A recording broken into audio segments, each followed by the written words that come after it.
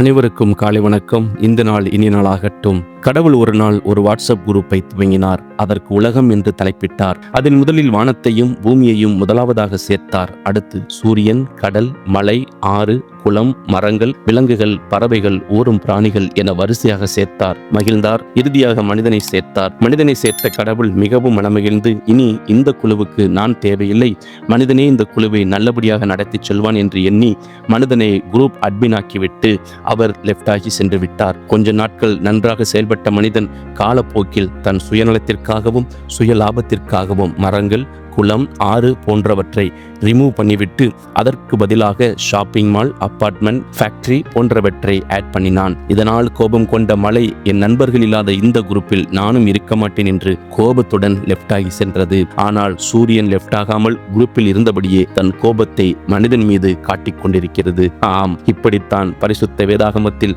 ஆதியாகமம் 1:26-28 தேவன் நமது சாயலாகவும் நமது ரூபத்தின்படியேயும் மனுஷனை உண்டாக்குவோமாக, அவர்கள் சமுத்திரத்தின் மச்சங்களையும் ஆகாயத்து பறவைகளையும் மிருக ஜீவன்களையும் பூமி அனைத்தையும் பூமியின் மேல் ஊறும் சகல பிராணிகளையும் ஆளக்கடவார்கள் என்றார். தேவன் தம்முடைய சாயலாக மனுஷனை சிருஷ்டித்தார். அவனை தேவ சாயலாகவே சிருஷ்டித்தார். ஆணும் பெண்ணுமாக அவர்களை சிருஷ்டித்தார். பின்பு தேவன் அவர்களை நோக்கி, நீங்கள் பலுகி பெருகி பூமியை நிரப்பி அதை கீழ்ப்படுத்தி சமுத்திரத்தின் மச்சங்களையும் ஆகாயத்து பறவைகளையும் பூமியின் மேல் நடமாடுகிற சகல ஜீவ ஜந்துக்களையும் ஆண்டு கொள்ளுங்கள் என்று சொல்லி தேவன் அவர்களை ஆசீர்வதித்தார். தேவன் பூமியை மனிதன் கையில் கொடுத்தார். ஆனால் தேவனுடைய கோபத்திற்கு ஆளானான்.